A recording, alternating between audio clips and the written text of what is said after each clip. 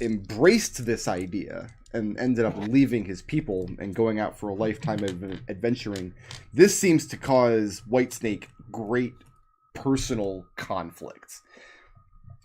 Think of it like this. Imagine being, my second Catholic reference for the day, imagine being Catholic and suddenly getting visions from Satan. That's essentially what he's describing.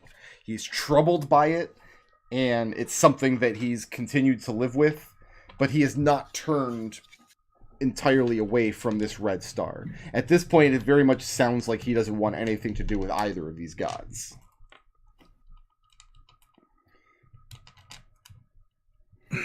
Well, far be it for me to tell you how to live your own life, but I came to know a goddess through a very extraordinary circumstance, and I've embraced it. He congratulates you dryly. I don't see what the harm would be from seeing where it takes you. He tells you that so far it's taken him away from a life of status and renown, that it's killed his mates. He's lost everything except for the staff, which he currently has strapped on his back. He's become an exile to his people with an unsure future in the wilderness, where he has to fight for survival. Is this what your goddess has done for you?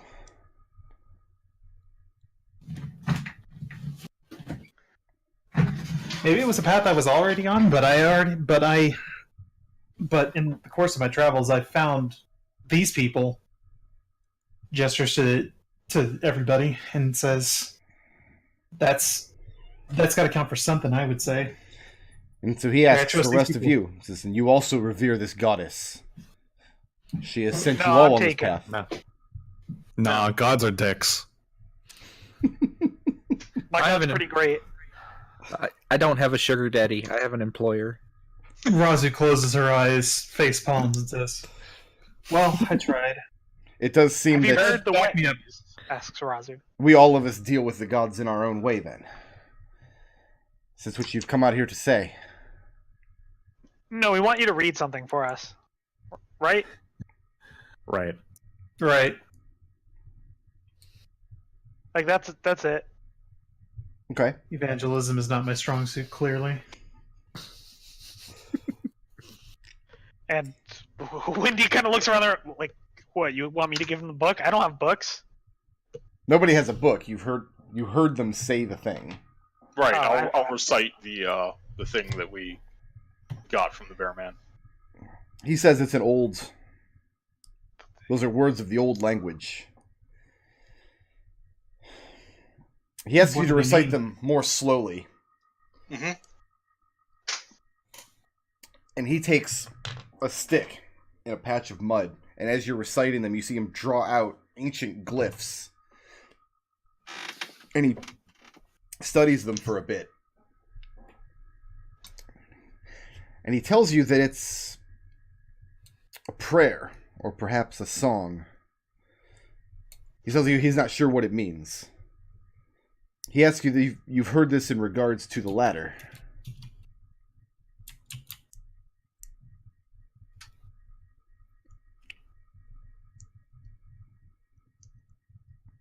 Is that the context where you heard this? It's supposed to be...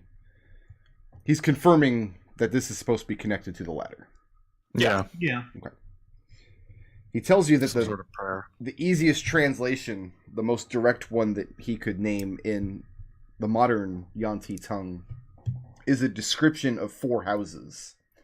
A house of music, a house of shadow, a house of torment, a house of tyranny.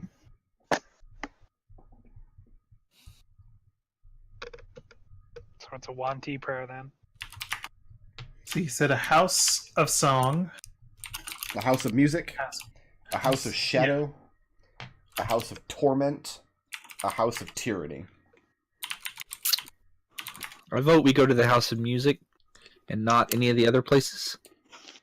Yeah, that place sounds cool. Go to a house of music. Don't want to really go to the House of Torment. That's no, thank you. I don't know. I feel like we could handle the House of Torment. If anyone's going to go, it should be us. I feel like you're probably overly optimistic for what the House of Music will actually entail. I'm just saying that, like, if you give me a list, and that is the list, and I am Have told you- to pick one, I don't know. I find it Adrex? ominous. And in the conversation, Whitesnake asks, "Shouldn't you visit all of them? Yeah, If it's Raazu your is very much of the... if it's your intention to climb the ladder, must you not touch every rung?" I See, I had heard that it was a physical ladder, and now we're back into metaphor. Adrex rubs his head. Man, this sucks. In response to Windy, Whitesnake, and again, he's very troubled by this, considering recent religious events, but he tells you that in the old worship of the Red Star, the differences between physical and metaphor are often very muddled.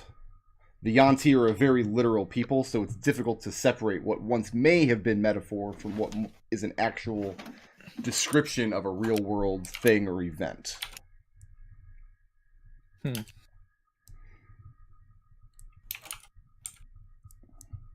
All right, well, let's figure it out. So, do you know where we could find these houses?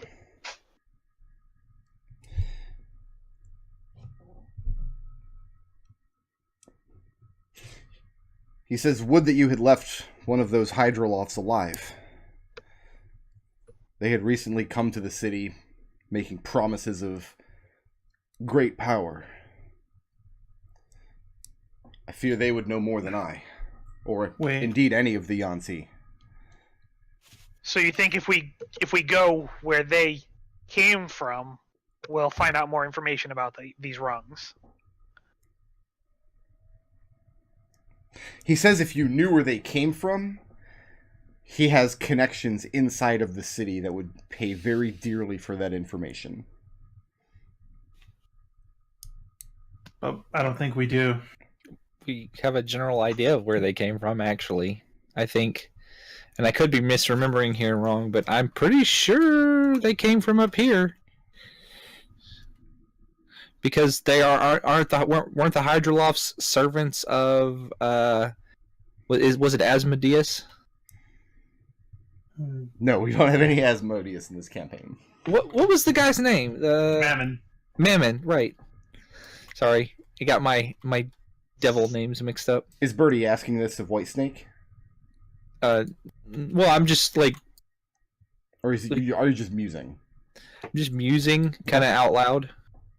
Like we kind of know, or they were servants of Mammon, and like we know that Mammon is kind of at least from this area, so maybe they're from that area as well.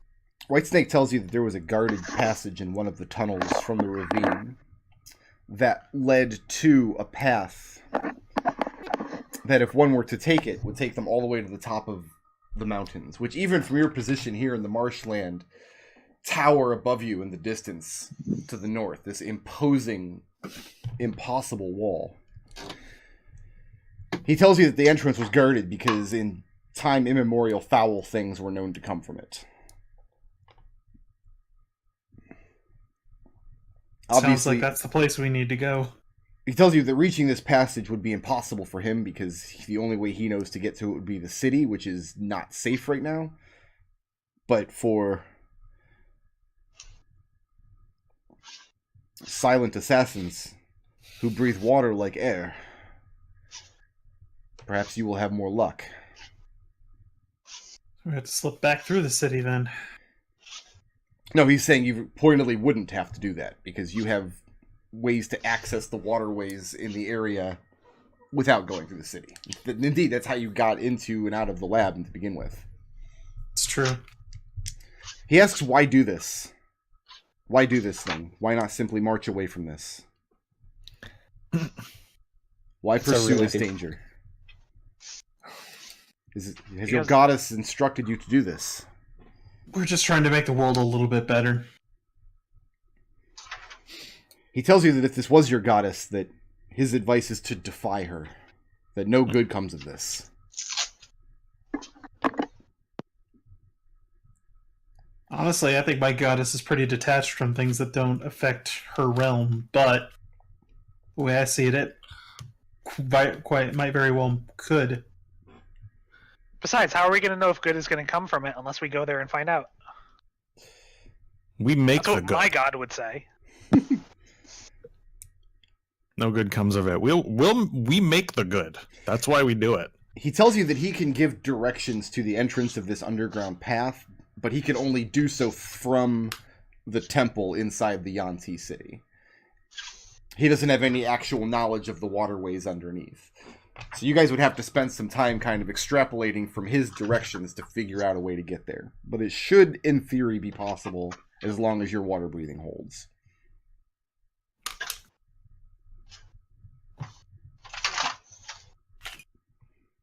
Okay.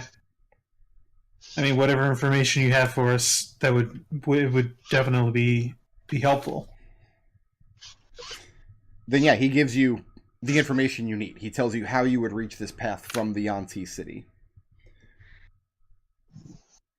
One of the tunnels under the city, which was long ago collapsed because of the things that used to come out of it. But from the city side could, in theory, be excavated and made traversable again. Once you find your way to this path by the waterways, most likely you won't have to deal with any Yuan-ti because, again, it's collapsed from their side.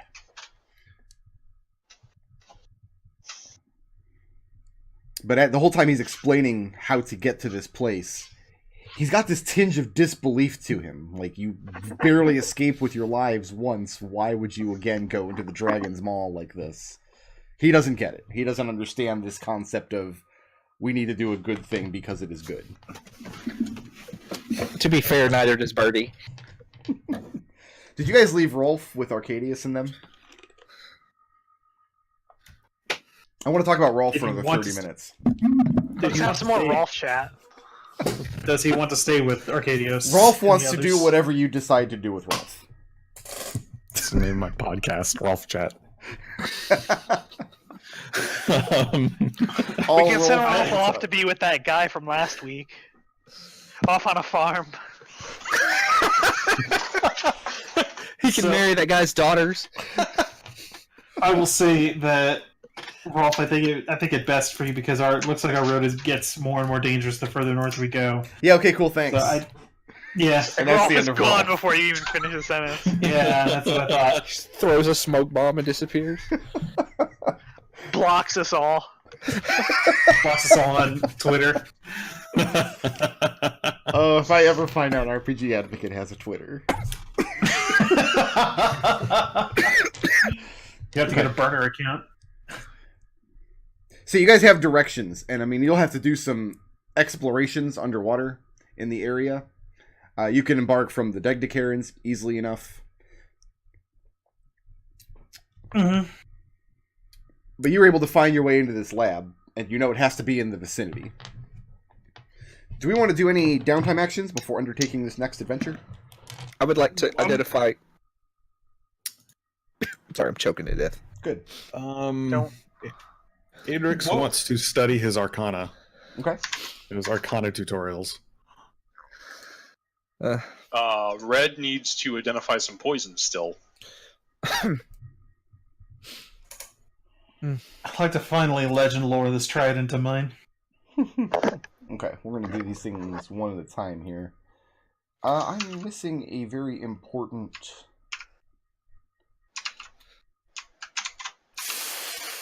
text file for this campaign. That's concerning. Uh-oh. Birdie, what are you identifying? The scroll eye. Scroll I. Oh, the one you got from Pat Dot. Yeah. Okay, go ahead It's and, pretty much all I got to identify. go ahead and Scroll make, P. make that A check. certain dragon took everything else I had. Go ahead and make that check.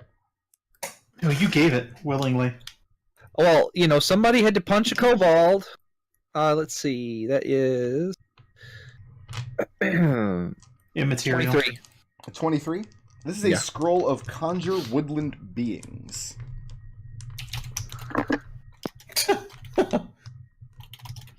It's amazing. don't even know what that spell does. I gotta Google What do you that. mean you don't know what it It does? What, conjures is, woodland beings. what does it sound like it does? Is it preset to snakes? Oddly Oh, enough, it's God. lightning damage. Go figure. I just Treble, I love you, but that has to be the dumbest sentence I've ever heard somebody I don't say. even in know what it D&D. does. like What's the what scroll of woodland shield creatures. Woodland beings is a very wide spectrum. No, like did you just summon Okay, like okay, so a bear? what the spell does is it conjures woodland beings. To get specifics, you can look the spell up in the book. That's what I was doing. That's what the scroll is. Adrex, This you're, spell is a spell of Yes, sir. fusion. you're doing what with your downtime? Studying his arcana. Okay. His arcana tutorials that Birdie has made for him. And how much time are we doing this? However much time the party's giving him. Okay, so we're going to have to know that information. I would say. I mean, how long is it going to take you to be proficient in Arcana? 33 days. Let's do it. Ooh. Yeah. We're not in a hurry. You guys are not in a hurry. If you're going to spend the month, then that'll bring you to just about the beginning of summer, just about. So especially this area will start to flood very greatly, and this is when Whitesnake has said that he's going to journey south. Okay. Birdie, do you have any other items that you need to identify? Because you're going to have the month, it sounds like. I don't think we do. Okay. Potion. No, I don't think we have any other stuff to identify. And what's Raazu doing for the month? I'm going to identify, or I'm going to legend lore the trident. I hadn't really gotten that far ahead because I didn't know we were going to be taking a whole month. I have to think about that for a minute. Legend loring the trident. You get a vision of two Southlings in a forge. And it's almost a montage, like it's a story over a great deal of time. One of the Southlings is a very beautiful blue-skinned elf with fair flowing hair. And she's wearing, she looks like a warrior. She's wearing heavy armor. And she comes to this forge and visits this master dwarf. And you see him basically taking this large fork of ice and placing it on his anvil. And you see him trying to forge this ice. But every time it works about as well as you expect. The ice cracks and breaks, or it melts under the heat. But over many, many years, this elf is insistent that he do this work. And eventually, he finds a way to forge the ice into an actual weapon. It holds its shape the way metal does. This trident, you never did attune to this, right? You've just been hitting people with it. Basically, yeah, I didn't realize it was a thing I could attune to. You know now. You can attune to it, and essentially it works as a trident. It counts as a magic weapon, which I have been counting this whole time. But you can choose, instead of piercing damage, to deal cold damage. Okay. Doesn't give you any extra damage, it's just you have a choice. If you use your attunement slot on this item, you can choose between two types of damage when you strike with it. Alright, I will absolutely attune to this trident then. Oh, I'm sorry, I misspoke. It is a +1 weapon. So Okay. it does count as a +1 weapon, in addition to having two different damage types. Okay, I'll see what I can clutch together on. Alright, I could finally check that off the list. That's only been sitting here for 6 months. I only vaguely remember where you guys found this trident. What is Red doing with his downtime? So I have 4 poisons left to identify, and then I would like to spend the rest of my time crafting poison. Okay. Which ones had you already identified? I have... Oh god, I just dumped them into the pile. I can tell you the ones I haven't identified. Yeah, tell me that. That'll help. Okay. I've got 3 sand vials that they threw into the water that we always disarmed to prevent something from happening. I have poison needles disarmed from the doors in the lab. And then I have 2 pinches of sand, each in a silken pouch, from their when we looted the actual reserves, as well as a heavy metal vial shaped like a long finger with the coloration of a drow sharp metal nail. Okay. So you had identified the one in the lacquered venom sack. Yeah. Okay. The needles are just generic poison needles from the poison needle trap. Go ahead and make the check for the silken pouch.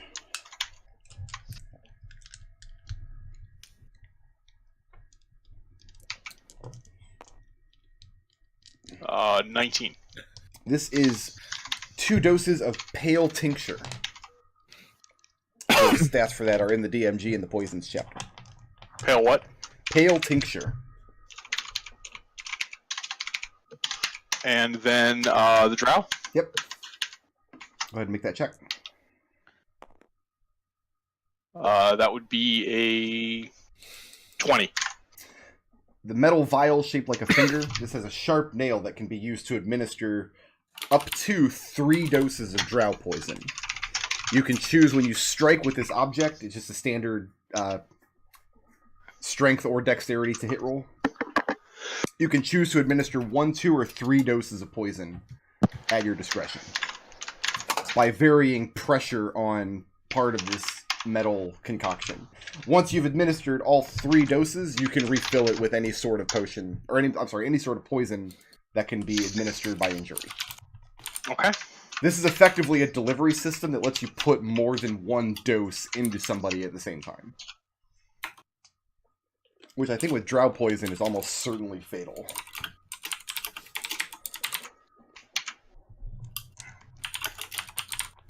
The downside is it's shaped like a gross drow finger that has been cut off. Ew. And you're spending the rest of the time crafting poisons? Yep. So Windy. that's 31 days. Yes. What is Windy doing for the month? So, Adrex I picture as being a very shifty, by which I mean shifting a lot as he studies this arcana. Mm-hmm. I'm going to... Windy spent a lot of time in caves recently being clowned on by Yuan-ti. And as someone who constantly has something happen to her and just goes, no, not that again, is now going to be doing her best to... She's like, well, okay, so Adrex is a pretty big guy. When he moves, he has to be shifting some air somewhere. So I just need to get good enough at sensing that I can tell where he is. What I'm essentially saying, Brickroad, is Wendy's going to be spending the time picking up that feat that you graciously invented for me. Do you actually have the level up to do that? I do. Okay. Well, you don't have to actually spend any time doing that. That just happened. No, I know, but I don't have anything else that I want to do that isn't going to be stepping on other people's toes. Okay. I mean, So you can step on all the toes. I'm not worried about these guys' toes. I'm good. I'm good with what I got. Not my perching toes. I actually, Birdie has one more thing. Since we have the whole month, I think of something. I thought of something I could do. Okay. I'm going to try and repair the Spellstone of Contagion that we have that's broken. Just kind of fill in the cracks with what letter was that spellstone? F. F. So how do you go about doing this? Like, I'm going to. Well, okay. Let me get a description of the spellstone again. They're just small stones about the size of a palm, with the rune inscribed in it, right?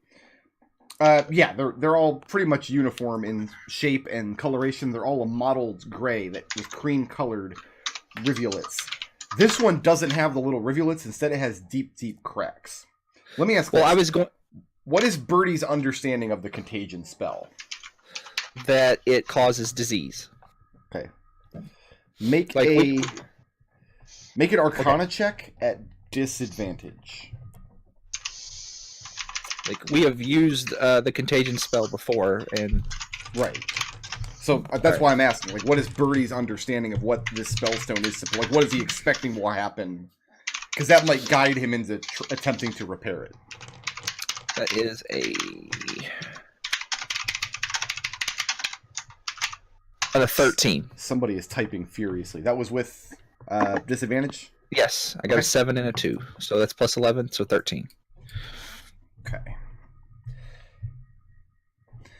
You spend a good week and a half on this, and it's extraordinarily frustrating because you have all these ideas. You know what this spell is supposed to be capable of. You know the types of things it's supposed to be able to do, and that kind of leads you in your research to attempt to repair this stone. You think you've got a pretty good handle on how to do it. It's just not working. And it dawns on you after a while, this must not be a spellstone of contagion. That's not what this spellstone is designed to do. It's the only possible explanation. This has to be another spell. And this revelation perturbs you because that means that 2 unique spells can have the same rune.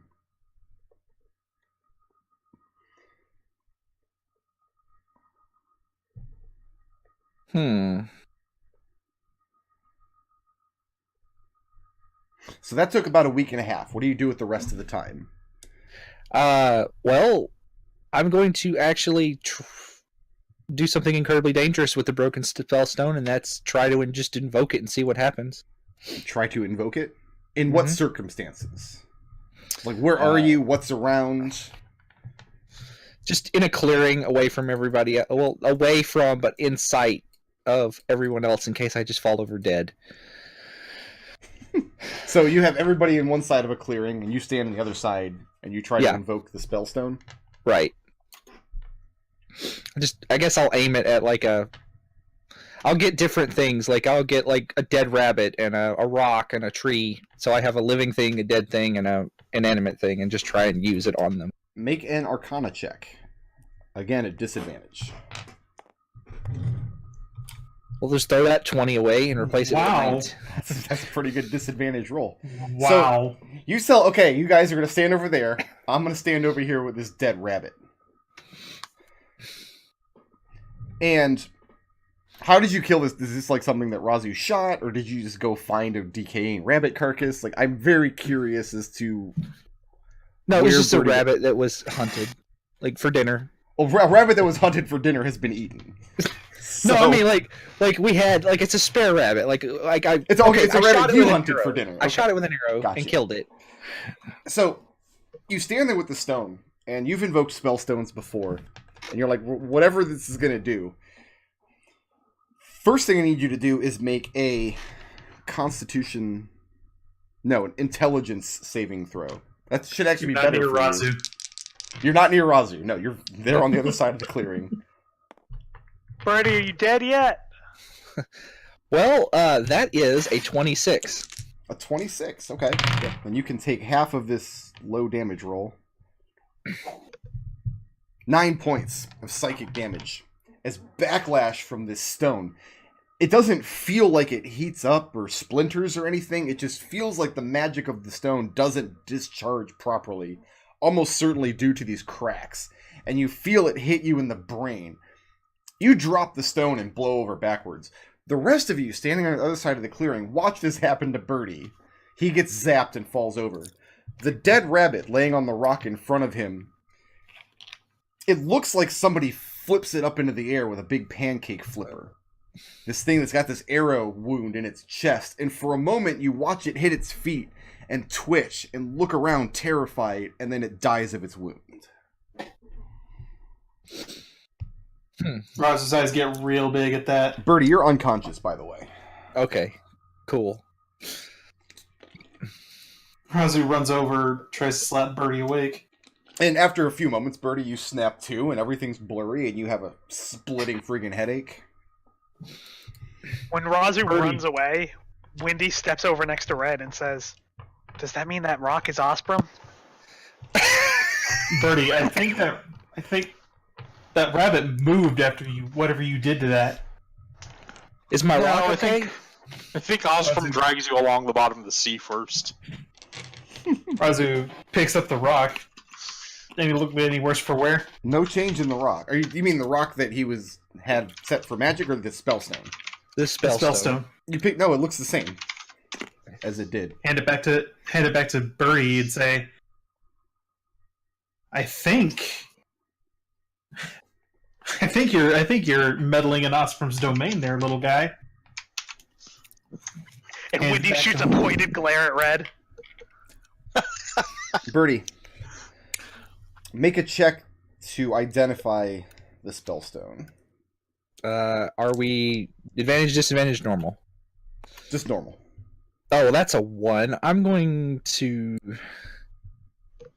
try that again. Let me see, how many blips do I have? I'm gonna go ahead and put this one in dice jail.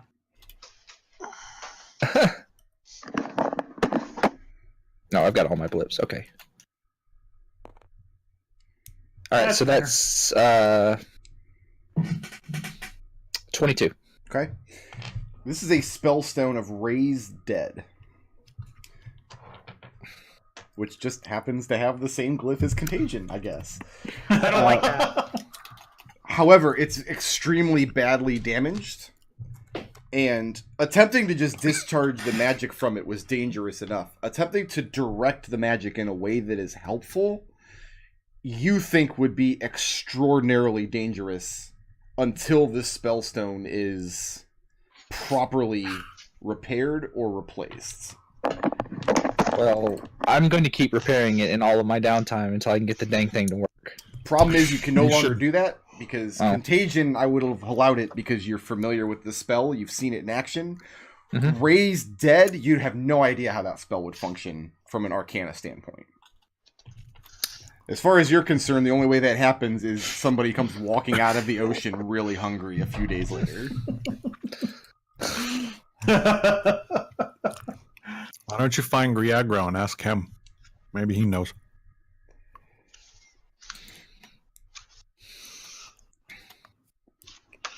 I don't know, just an idea. You're welcome to make that trip. I'm going somewhere else. Where are you going? Raazu wants to go to the beach and spend a couple of weeks, kind of in solitude, for in prayer. Okay. I want to go to the beach. Nice Or sunshine. walk We're on the beach episode. Raazu, I'm going to have you make a check, but I don't know what check just yet. Beach Okay. check. Roll for beach.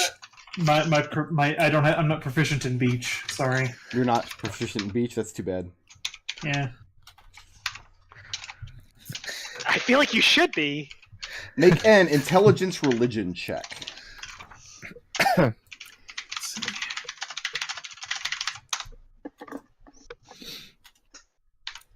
Just landed on that 17 decisively. That's a 22. 22. Yeah, I was like, bam! Here's a 17 for you. In NetHack terms, you feel Osprey is well pleased. Yay! An object appears at your feet. No, you don't get an object. I don't have the. You Amulet feel a of Andor. strong connection between your goddess and this place that you've decided to seclude yourself, and this trident that you've been fighting with this whole time, that you now feel this magical attunement with. Osprey grants you 2 favors. A favor, in broad terms, is a promise of future assistance from a representative of the temple. In this world, there are no temples, so it's coming directly from Osprey. 2 favors. Whew. Like, what kind of... Like, I would not even know how to go about... A character can have a maximum number of unused favors equal to 1 plus the character's charisma modifier, which I'm sure in your Oh. case is greater than 2. Is a lot. Is Okay. a lot. Charisma modifiers plus 4, so I can have up to 5 favors. Whoa, favors. So, let's actually... Let me grab a book. I'll be right back. I just gotta go over here into the tunnel. Oh, I missed the tunnel. No. It's not You don't actually want- the tunnel. It's just the strange sound as I move away from my microphone towards the shelf where my D&D books are kept. No, Why it's do you actually a keep tunnel. mystery?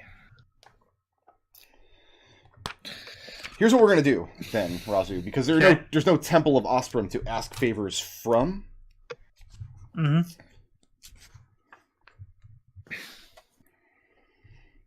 We're going to call each of these favors 1 level worth of spell slots. As a 10-minute ritual, you can discharge one of these favors as a first level spell, or you can discharge both as once to get the effect of a second level cleric spell. Cantrips in this scenario count as first level spells. All right. So stuff like Bless, Detect Magic, Healing Word are first level spells. You'll never need to cast Find Traps. That's just hilarious. Lesser Restoration, Prayer of Healing, and stuff for second level spells. Zone of Truth is also a fun second level cleric spell, which we haven't had. That might be one of the most used spells socially in the game. This is the only campaign where I haven't seen Zone of Truth get used constantly. Have we found the Zone of Truth rune? No, but now Osprey can, or Raazu can use Osprey's favor to cast it. When you discharge these favors, you do so as a cleric of, you're what, level 10? Yeah. Okay. So whatever spell, you just cast it as a 10th level cleric. But the favors require, you have to ritual cast them. They require like a 10-minute ritual prayer to call upon these favors. But yes, you feel Ostrom is well pleased with your exploits of late. That you've done correctly to liberate this trident, though you, at the time, you knew not why you were doing it. And to come out to the shore. She also seems very pleased that you've taken out an entire village of slavers by utilizing their own waterways. Like, that's just funny to Osprey. I like it. Osprey has no complaints with your service. Yay! All right. Does anybody else have more downtime stuff they want to do? Bless you. And at the end of this intense period of research, during which Wendy seems like very, very clingy for some reason.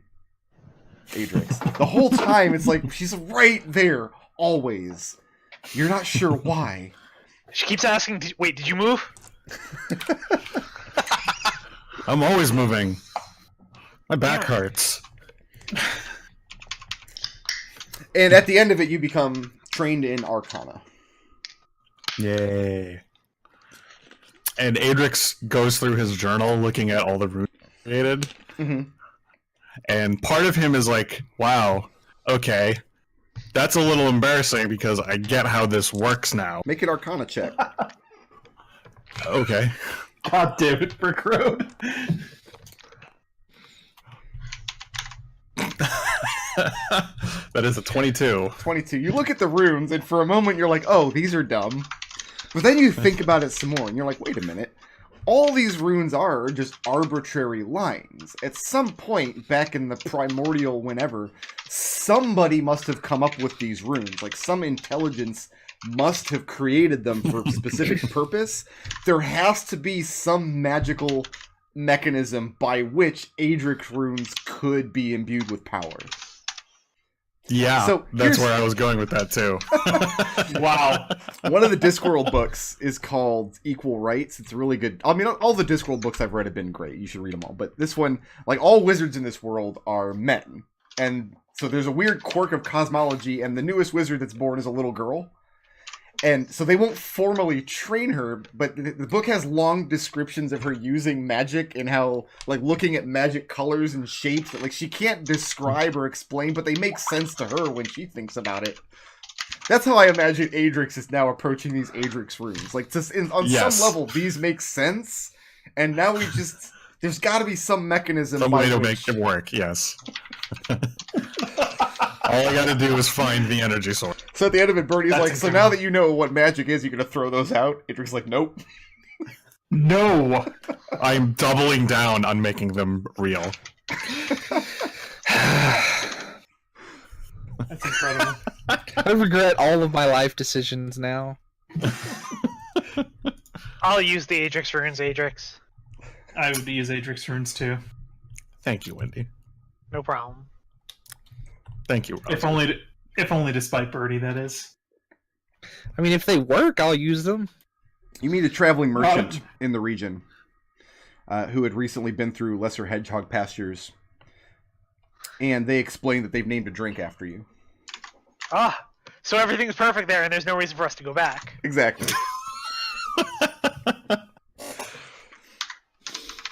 And you guys finish your business. Raazu comes back from her pilgrimage to the sea, looking very happy with herself. Adrex as well is looking very pleased with himself. Is it a good drink? Is it alcoholic or It non-alcoholic? was good enough that he doesn't remember what happened after he drank it. Nice. Sounds That's like a really fine. good drink. Sorry. Bless you. Let's see. And at the end of it, you guys go through the waterways to find the first rung of this ladder. And I apologize, but you're all going to have to spin the table around. Roll for initiative. Because this is a vertically themed dungeon. Oh my god. Whoa, It's isometric. that's neat. Okay. Raazu. That statue looks like a chicken man. So I'm going to describe this first room, and then we're going to take our 15-minute break for the day. And I'm then just doing this to adjust myself. the rest of this session will be you guys in my awesome dungeon that I made. I like awesome dungeons. Let's see how you feel at the end of this session. We have to jump on top of the paratroopers, make it to the top of the wall. It's a huge square entryway. I mean, you guys go into the waterways, and you find the tunnel that Whitesnake describes, which must be somewhere near to the temple, accessible from there. Searching the area, you do find part of this cavern that has been purposely caved in. It's been stacked with bits of masonry and broken stone, similar to what you've seen outside, the buildings that make up Mutski. So you see where the connection will take you out to tunnels leading to the temple area of the Yuan-ti city that had been long ago caved in. It would take a team of Yuan-ti excavators, slaves, probably several days to make this traversable. So the chance of you having to worry about Yuan-ti coming up behind you are fairly nil. The journey into these underground tunnels into the Grand Cliffs, above which is Wizard's Folly,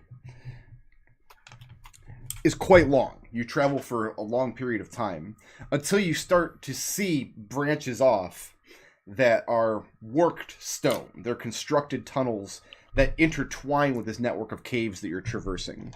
And one of these tunnels, you start seeing actual tiles in the floor, placed in the earth. And this is the path that Whitesnake had described. And when you come to the end of this path, you come to this square entryway. The floor is made of many cracked, blistered, and pockmarked tiles set into the hard packed earth. They're not mortared there in any way. It's just hard-packed dirt making up the floor that these tiles are then set down into with great weight. So it would actually take a lot of effort to pry them up, but it could be done. Each of these tiles is several feet to a side and probably very, very heavy. The entryway has this massive statue, and right now none of you are close enough to see the details of the statue. This is a very dark area. You guys have been relying on dark vision, unless Adrex is carrying a light source. He'll ignite his Feymore. Is that what you've been doing the whole time you've been traversing the tunnels, relying on that as a torch? Yeah. Okay. What's Birdie and Red probably have excellent passive perception. This wouldn't count for passive perception. Okay. Say you approach this large room. These are 5-foot squares, and you see the statue. And Birdie says, "Hey, man, that looks like a chicken man." First of all, racist. You look like an eagle, woman. There you go, Adrex. I gave you a little red light source token. It says Feymore light on it. And in the illumination from behind you, you can see vague details on the front of this statue. It has these great wings coming out of its back that don't look like they're made of stone. These were not carved out of the same material as the statue. It also looks like its head is too small.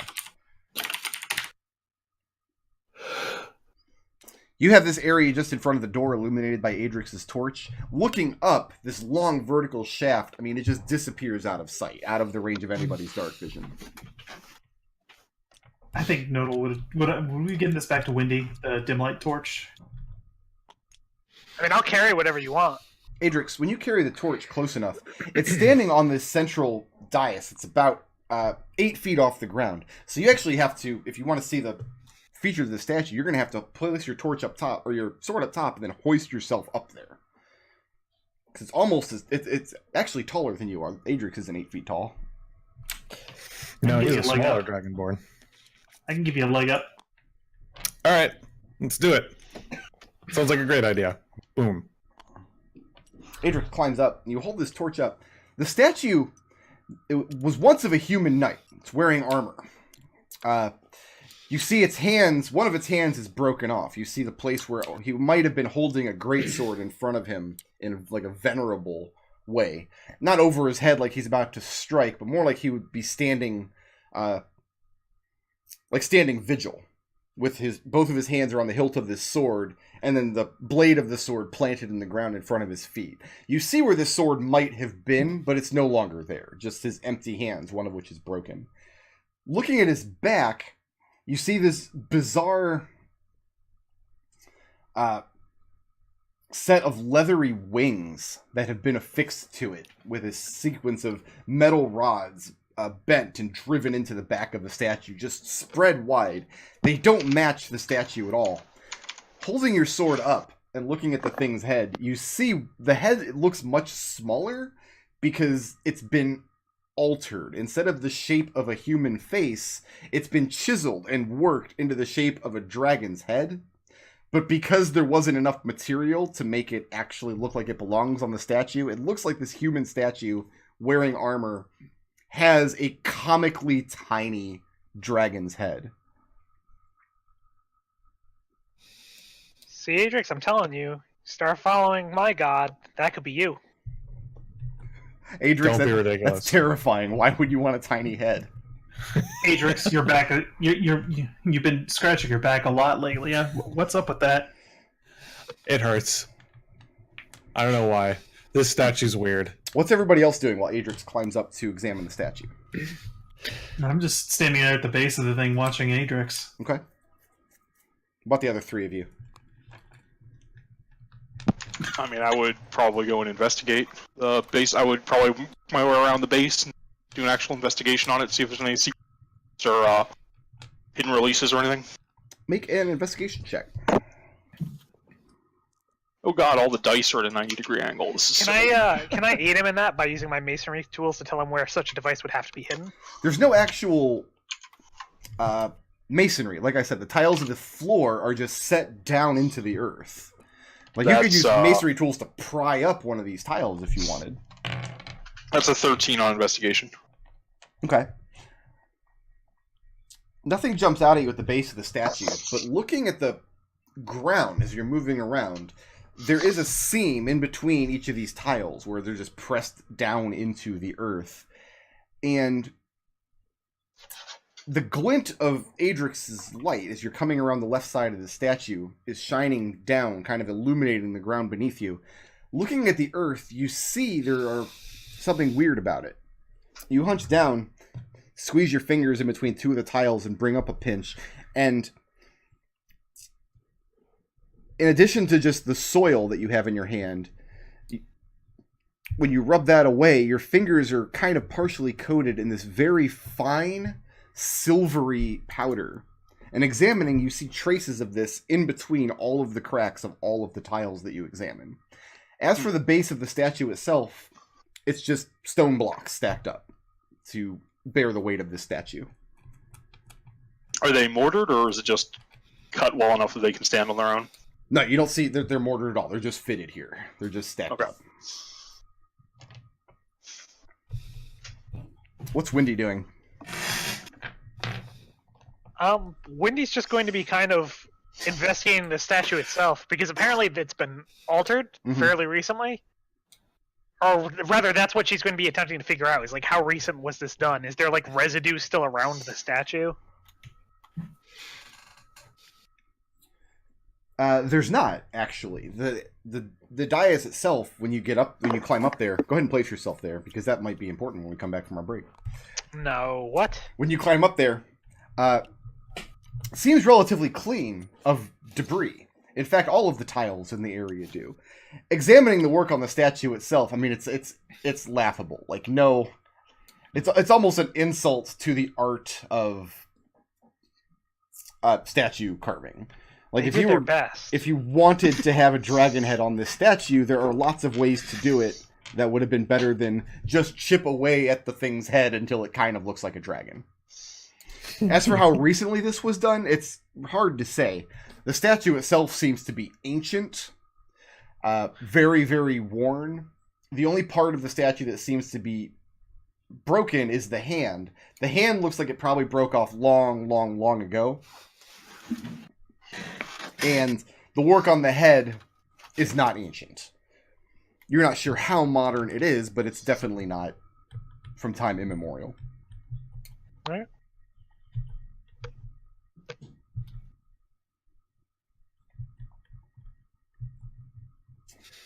And now we roll initiative. What? I have to roll That seems unlikely. 1, 2, Bum, bum, bum, bum. 4, Ha! 5. Ha! What? Wow. Okay. Oh, there we go. Oh god, That's now like I an have initiative score. to... it's I know. sideways. Our initiative counter is sideways, and that's the worst. Yeah. Okay. Thanks, whoever Patreon you got this from. Elventower.com. I know, I got black space over it, so you can't It'll see be it, there but- eventually. Yeah. Once we've Yeah. explored the Elven Tower. Once we've revealed the dark truth. Something right over here. Okay, it's going to take me a second to get all this set up on my end. I might, in the future, just pre-roll initiative, so it's already done. Yeah, could I do be- that. I actually always do that. I have like 30 pre-rolls at the beginning of every session. I just go down the list. I don't know why it's never occurred to me to do that before. I guess I should have said something. McDohl.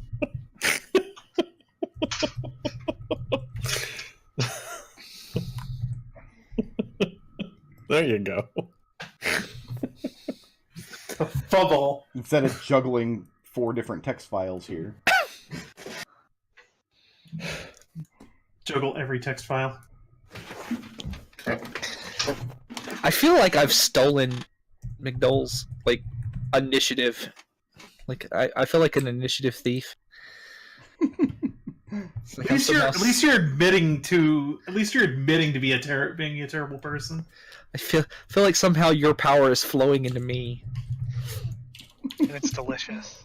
Like Liberation and Khalil all seem to roll pretty decent initiative, but Raazu just can't roll above a 5 to save her life. Well, you could have been a rogue. That's true. Or I could have had some taste, for God's sake. Could have been a monk. Rogues can have tastes. Just ask Birdie, he's delicious. Ba-da-ba-ba-da-ba. Where'd those go? Down here. I know, I don't like having a sideways map any more than you guys do. I but kind of like it. It's unique. You kind of like it? Yeah. I'm not entirely sold on it. I'm incredibly distressed right now. But I will survive. Holy crap. Is that really wow. That's probably a lair action or something. Oh, no, this is something else. Don't worry about it. It's fine. Red, we have to do this, actually. Mm-hmm. Okay. What is... Adrex has dark vision, so his passive perception doesn't matter. Windy is blind, so No, her passive Adrex does perception not doesn't have- matter. Adrex does not have dark vision. Red is focusing on the floor, so his passive perception doesn't matter. Raazu can't see, so hers because she's on the other side of the statue. Birdie, what is your? Are you within 60 feet? Hold on, I got a Pythagorean theorem. This. And Birdie's more than 60, so nobody's passive perception sees what happens next. You hear Nothing happened. What are you talking about? bizarre, haunting, like circusy, boop boop boop boop boop boop pipe music from this direction up on this platform here, and it starts to permeate the whole area, and it gets really echoey and very loud, and the more it plays, the louder it gets because the more and more it's echoing. And so we'll start on 30 here. I need, I think, everybody except maybe Birdie to make a dexterity saving throw. Is this against magic or a spell? It actually is, but it doesn't deal damage, so... Mine rings of Raazu. Yeah, where's Raazu in all this? I'm next Raazu's to right Raazu. here. So yeah, you're with These it. are 5-foot squares? Yes. Does Birdie get the benefit of that as well? Birdie doesn't need to make this check. How awesome are you, Raazu? +4 to the roll. So...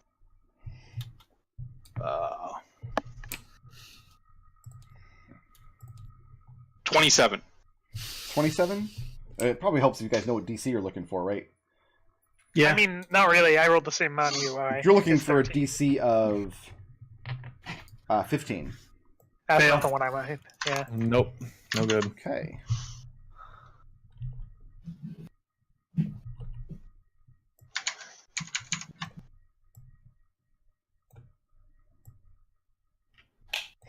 The statue emits this puff of pink smoke that kind of shoots out in all directions. If you made the saving throw, nothing happens to you.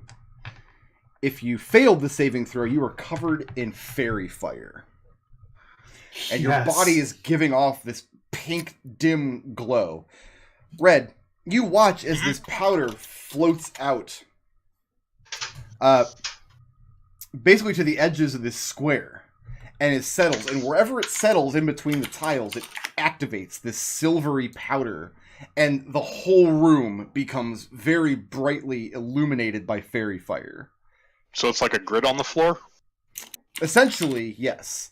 And you don't know how high up this shaft goes, hundreds or thousands of feet, but you're pretty sure that anybody at the top of it can very clearly see the bottom of it at this point. And that's where we're going to take our break today.